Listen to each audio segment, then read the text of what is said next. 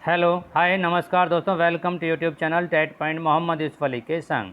सामाजिक विज्ञान के विगत वर्षों में पूछे गए पेडागोजी के प्रश्न जो आपकी सफलता में 4 चांद लगाएंगे।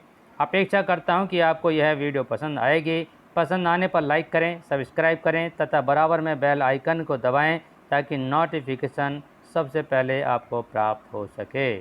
और हाँ, शेयर भी करें क्योंकि ज्ञान बांटने से ज्ञान बढ़ता है, घटता नहीं। अब हम अपने टॉपिक की तरफ बढ़ते हैं। सामाजिक विज्ञान के पेडागोजी के प्रश्न। विगत वर्षों में आए पेडागोजी के प्रश्न सीटेट, यूपीटेट, एनीटेट में बार बार पूछे जाने वाले प्रश्न।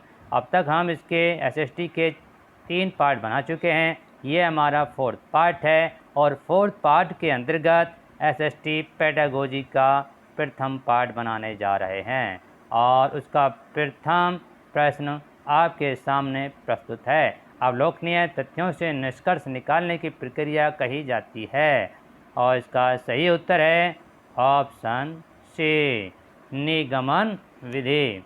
निगमन विधि में सामान्य से विशिष्ट, नियम से उदाहरण की ओर, सूक्ष्म से स्थूल की ओर चलता है। यह चिंतन तथा तर्क प्रणाली पर आधारित होता है। और इसका नेक्स्ट क्वेश्चन की तरफ आगे बढ़ते हैं हम। नेक्स्ट क्वेश्चन है हमारा प्रश्न नंबर 2। समता के बारे में पढ़ाने के लिए निम्नलिखित में से सर्वाधिक उपयुक्त पद्धति कौन सी है? और इसका सही उत्तर है ऑप्शन बी, परियोजना देना। ऑप्शन सी, गरीबी और पूंजीवादी के विचारों से संबंधित कार्य देना। नेक्स्ट क्वेश्चन की तरफ आगे बढ़ते हैं हम। प्रश्न नंबर 3। निम्न में से कौन सा नियमों, विनियमों और मूल्य के सामाजिक अधिगम को बढ़ावा देगा? और इसका सही उत्तर है ऑप्शन बी, समूह चर्चा। समूह चर्चा में अध्यापक और विद्यार्थी मिलजुल कर सामाजिक विज्ञान के पाठ्यक्रम से संबंधित किसी समस्या या प्रश्न के ऊपर स्वतंत्र पूर्वक अपने अपने विचारों को आदान प्रदान करते हैं तथा इस समस्या के समाधान के लिए आम सहमति द्वारा किसी निर्णय पर पहुंचने का प्रयत्न किया जाता है। इसमें दोनों का ही पार्टिसिपेट किया जाता है, विद्यार्थी और अध्यापक दोनों ही मिलकर किसी निष्कर्ष पर पहुंचते हैं। अगला प्रश्न है हमारा प्रश्न नंबर 4 और प्रश्न नंबर 4 है प्रगतिशील शिक्षा पद्धति होती है। प्रश्न नंबर 4 का सही उत्तर है ऑप्शन डी, बाल केंद्रित। बाल केंद्रित पद्धति में बालक की मनोविज्ञान के अनुरूप शिक्षण व्यवस्था की जाती है और उसके अंतर्गत सीखने की प्रक्रिया के केंद्र में बालक होता है। अलग अलग परियोजना के अंतर्गत कभी कभी अध्यापक को केंद्र बिंदु माना गया और कभी पाठ्य पुस्तक को माना गया। लेकिन अब जो चल रही है हमारी शिक्षा पद्धति उसके अंतर्गत बाल केंद्रित, बाल को केंद्र मान करके सभी पाठ्य पुस्तक तैयार किया जाता है। प्रश्न नंबर 5, सामाजिक अध्ययन का अर्थ है इसका सही ऑप्शन है ऑप्शन सी, समाज का अध्ययन। नेक्स्ट क्वेश्चन की तरफ आगे बढ़ते हैं हम। प्रश्न नंबर 6, छात्रों में सृजनात्मक का निर्माण करने के लिए आप क्या करेंगे? और इसका सही उत्तर है ऑप्शन सी, छात्रों में प्रोजेक्ट कार्य उसे कहते हैं। परियोजना इसके अंतर्गत पूरे कार्य को छोटे छोटे कार्यों के रूप में बांट दिया जाता है या विभक्त कर दिया जाता है और उनको समयबद्ध, क्रमबद्ध प्रस्तुत किया जाता है। नेक्स्ट क्वेश्चन की तरफ आगे बढ़ते हैं। प्रश्न नंबर 7, विद्यालय में शिक्षक द्वारा सक्षम वातावरण बनाने के लिए किन किन बातों का पोषण करना चाहिए? और इसका सही उत्तर है ऑप्शन डी, उपरोक्त सभी। नेक्स्ट क्वेश्चन की तरफ आगे बढ़ते हैं हम। सामाजिक विज्ञान के अध्यापक निर्माता है, किसका है? ऑप्शन डी, ऑप्शन ए, राष्ट्र का। किसका? राष्ट्र का। नेक्स्ट क्वेश्चन की तरफ आगे बढ़ते हैं। प्रश्न नंबर 9, एक शिक्षक को निम्न गुणों को अपनाना चाहिए।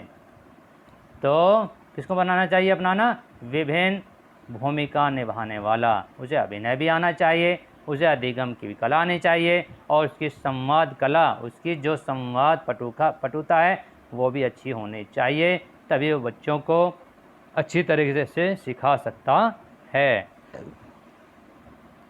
तो इसका सही उत्तर हुआ कौन सा हमारा? ऑप्शन डी, विभिन्न भूमिका निभाने वाला। प्रश्न नंबर 10 की तरफ हम आगे बढ़ते हैं। प्रश्न नंबर 10 है हमारा, सामाजिक विज्ञानों की शिक्षा तकनीकों में शामिल किया जा सकता है, और इसका सही उत्तर है उपरोक्त सभी, ऑप्शन डी। प्रश्न नंबर 11 की तरफ आगे बढ़ते हैं हम। इकाई एक संगठित तथा कला के वार्ताओं का व्यापक तथा उपयोगी पक्ष यह कथन है। यह किसका कथन है? यह है Morrison, option B. Next question की तरफ आगे बढ़ते हैं। प्रश्न नंबर 12, निम्नलिखित में से कौन सा ऐसा विषय है जो सामाजिक अध्ययन को विषय वस्तु प्रदान नहीं करता है? तो इसका ऑप्शन है ऑप्शन नंबर डी, रसायन शास्त्र। नेक्स्ट क्वेश्चन की तरफ आगे बढ़ते हैं। प्रश्न नंबर 13, निम्नलिखित में से कौन सा विकल्प आदर्श पाठ योजना की विशेषता को प्रदर्शित करता है? और इसका सही उत्तर है ऑप्शन डी, ऑप्शन डी, उपरोक्त सभी। प्रश्न नंबर 14 की तरफ आगे बढ़ते हैं। समाज को प्रयोगशाला माना जाता है, तो इसका सही उत्तर है राजनीति विज्ञान को माना जाता है। नेक्स्ट क्वेश्चन की तरफ आगे बढ़ते हैं। नेक्स्ट क्वेश्चन है हमारा, कक्षा में शिक्षण कार्य होना चाहिए। तो इसका सही उत्तर है ऑप्शन सी, पारस्परिक क्रिया द्वारा। पारस्परिक क्रिया द्वारा हम एक दूसरे को सहयोग की भावना एवं एकता की भावना पैदा कर सकते हैं, और हम उनको आगमन विधि द्वारा और निगमन विधि भी हमारी तभी सफल हो सकती है, या कोई सी भी विधि हो हमारी तभी सफल हो सकती है। प्रश्न नंबर 16 की तरफ आगे हम बढ़ते हैं। निम्नलिखित में से कौन सा सामाजिक विज्ञान अनुदेशात्मक प्रक्रिया का हिस्सा होना चाहिए? और इसका सही उत्तर है ऑप्शन ए, तथ्यों का श्रुतलेख। नेक्स्ट क्वेश्चन की तरफ आगे बढ़ते हैं। प्रश्न नंबर 17 से पहले हम पहुंचते हैं हमारा सवाल आपका जवाब की तरफ हम बढ़ते हैं। सवाल है, चीन की राजधानी का क्या नाम है? इसके अंतर्गत इसका जवाब कमेंट में लिखकर देना होता है। तो हम आगे बढ़ते हैं। प्रश्न नंबर 17, सामाजिक अध्ययन के अंतर्गत भूगोल के शिक्षण हेतु सर्वाधिक उपयोग सहायक शिक्षण सामग्री है, और इसका सही उत्तर है ऑप्शन ए, मानचित्र। मानचित्र में पृथ्वी के किसी सतह के किसी भाग के स्थानों, नगरों, पर्वतों, नदी, देश आदि की स्थिति को पैमाने की सहायता से कागज पर लघु रूप में अर्थात छोटे रूप में बनाना होता है। अगर हम दुनिया है, संसार है, उसके किसी भी चीज़ को दिखाते हैं, किसी नक्शे को दिखाते हैं, तो हम एक कागज़ के छोटे से कागज़ के टुकड़े पर भी एक मानक के द्वारा दिखा सकते हैं। तो नेक्स्ट क्वेश्चन है हमारा प्रश्न नंबर 18, समाचार पत्र कैसी शिक्षण सामग्री है? तो इसका सही उत्तर है ऑप्शन ए दृश्य। दृश्य का मतलब है जिसको हम देख सकते हैं, देखकर पढ़ सकते हैं, और श्रव्य का मतलब है जिसको हम सुन सकते हैं। तो समाचार पत्र को हम क्या करते हैं? पढ़ते हैं। प्रश्न नंबर 19, क्रियाकलाप आधारित प्रश्न सामाजिक विज्ञान के पाठ को बनाता है। क्या बनाता है? आनंदमयी बनाता है। तो सही उत्तर होगा इसका ऑप्शन ए आनंदमयी। प्रश्न नंबर 20 की तरफ आगे बढ़ते हैं। निम्नलिखित में से कौन सा सृजनात्मक चिंतन का अनिवार्य है? और इसका सही उत्तर है उत्पादक, ऑप्शन बी। नेक्स्ट क्वेश्चन की तरफ हम आगे बढ़ते हैं। प्रश्न नंबर 21, सत्र के रचनात्मक मूल्यांकन कब किया जाता है? तो कब किया जाता है? इकाई के अंत में। इकाई के अंत में। इकाई के अंत में ऑप्शन डी। इसका हो जाएगा ऑप्शन डी, शिक्षण अधिगम प्रक्रिया के दौरान। यह मूल्यांकन के प्रक्रिया में निरंतरता एवं सतत का विशेष गुण पाया जाता है इस प्रक्रिया में। तो प्रश्न नंबर 22 की तरफ आगे बढ़ते हैं। प्रश्न नंबर 22 है हमारा, एक शिक्षक कक्षा 7 के छात्रों को गहन अध्ययन के लिए प्रकरण देना चाहता है। निम्न में से सबसे उपयुक्त कौन सा होगा? तो इसका सही उत्तर है ऑप्शन बी, भारत की प्रमुख फसलें। प्रश्न नंबर 23 की तरफ हम आगे बढ़ते हैं। सामाजिक अध्ययन परीक्षण की विशेषताएं हैं, और कौन सी है? Option B D, option D उपरोक्त सभी। वस्तुनिष्ठता भी होनी चाहिए, उसमें विश्वसनीयता भी होनी चाहिए, व्यावहारिकता भी होनी चाहिए। इस प्रकार से उपरोक्त सभी होते हैं। प्रश्न नंबर 24, सामाजिक अध्ययन का उद्देश्य है। सामाजिक अध्ययन का उद्देश्य है कौन सा है? ज्ञानात्मक विकास, भावनात्मक विकास और सृजनात्मक विकास। ये सभी होने चाहिए। प्रश्न नंबर डी, इसका सही उत्तर है ऑप्शन डी। नेक्स्ट क्वेश्चन की तरफ आगे बढ़ते हैं।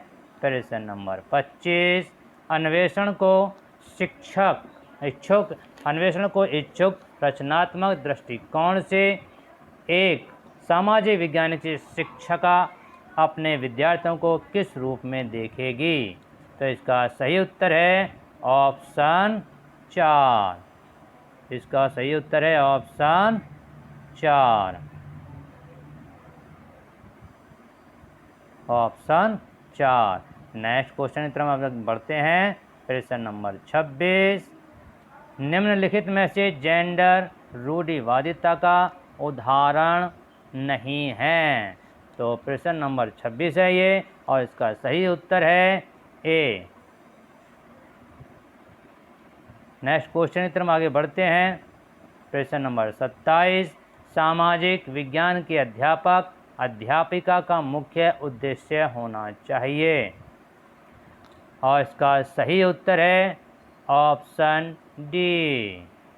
ऑप्शन डी, सभी तत्व जो समाज का निर्माण करते हैं उनके बीच के संबंधों का बोध कराना। प्रश्न नंबर 8। प्रश्न नंबर 28 की तरफ आगे बढ़ते हैं। कालक्रम विधि का अर्थ है। कालक्रम विधि का अर्थ है, और इसका सही उत्तर है ऑप्शन सी, समय की निरंतरता। और प्रश्न नंबर 29 की तरफ हम आगे बढ़ते हैं। कौन सी शिक्षण विधि करके सीखने का अवसर प्रदान करती है? तो इसका सही उत्तर है ऑप्शन सी, योजना विधि अथवा या प्रोजेक्ट विधि, जिसको हम ऊपर ही एक्सप्लेन कर चुके हैं। प्रश्न नंबर 30 उच्च प्राथमिक स्तर पर भूगोल के शिक्षण के लिए निम्नलिखित में से कौन सी विधि सबसे अधिक उपयोगी है? और इसका सही उत्तर है हमारा क्षेत्र भ्रमण, ऑप्शन डी। क्षेत्र भ्रमण, इसके माध्यम से छात्रों को कक्षा तथा स्कूल के बाहर अधिगम के लिए लाया जाता है। यह जो अधिगम होता है ये कक्षा के अंतर्गत नहीं होता है, स्कूल के अंतर्गत नहीं होता है, ये इसको छात्रों को बाहर लाना होता है जिससे बच्चा देख सके, समझ सके। तो शिक्षा शास्त्री रूसो ने भी भ्रमण के माध्यम को ज्ञान प्राप्त करने पर बल दिया था। इन्होंने भी इसको अच्छा माना था। अगर आपको यह प्रश्न पसंद आए हों तो शेयर करें, लाइक करें और सब्सक्राइब करें। हो सके तो दोस्तों को भी